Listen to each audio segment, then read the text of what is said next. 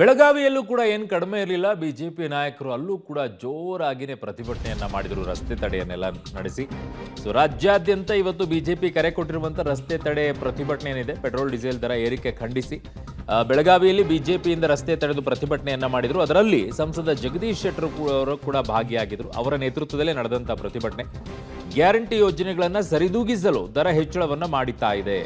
ಸಿದ್ದರಾಮಯ್ಯ ಆಡಳಿತದ ಬಿಗಿ ಹಿಡಿತ ತಪ್ಪಿದೆ, ಕಟಾಕಟ್ ಅಂತ ಕಾಂಗ್ರೆಸ್ ಸರ್ಕಾರಕ್ಕೆ ಧಿಕ್ಕಾರ ಘೋಷಣೆಯನ್ನ ಕೂಗಿದ್ರು.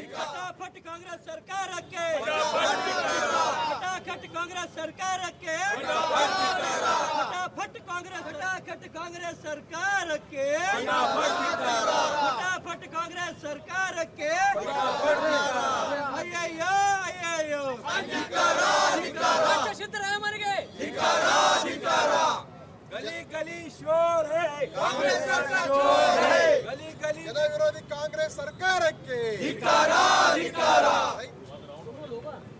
अय्यो अय्यो ರಾಜ್ಯ ಸರ್ಕಾರ ಸಿದ್ದರಾಮಯ್ಯ ನೇತೃತ್ವದ ಸರ್ಕಾರ ಜನ ವಿರೋಧಿ ನೀತಿಯನ್ನ ಅನುಕರಣೆ ಮಾಡ್ತಾ ಇದೆ. ಭ್ರಷ್ಟಾಚಾರ ತುಂಬಿದು ಹೋಗ್ತಾ ಇದೆ. ಅದರ ಜೊತೆಗೆ ಜನಸಾಮಾನ್ಯರ ಮೇಲೆ ಬರೆ ಎಳೆಯುವಂತ ಕೆಲಸ ಪ್ರತಿನಿತ್ಯ ಸಿದ್ದರಾಮಯ್ಯ ಸರ್ಕಾರ ಮಾಡ್ತಾ ಇದೆ. ಇತ್ತೀಚೆಗೆ ಪೆಟ್ರೋಲ್ ಮತ್ತು ಡೀಸೆಲ್ ಬೆಲೆಯನ್ನು ಬೇಕಾಬಟ್ಟಿಯಾಗಿ ಏರಿಸಿ ಅದರ ಮುಖಾಂತರ ಜನಸಾಮಾನ್ಯರು, ಬಡವರು, ಮಧ್ಯಮ ವರ್ಗದ ಜನರಿಗೆ ಅವರ ಜೇಬಿಗೆ ಕೈ ಹಾಕುವಂಥ ಕೆಲಸವನ್ನು ಸಿದ್ದರಾಮಯ್ಯ ಸರ್ಕಾರ ಮಾಡ್ತಾ ಇದೆ. ಒಂದು ಕಡೆ ಗ್ಯಾರಂಟಿ ಅನುಷ್ಠಾನ ಮಾಡಲಿಕ್ಕೆ ಹಣ ಬೇಕಂತ ಹೇಳಿ ಇಡೀ ರಾಜ್ಯದ ಖಜಾನೆ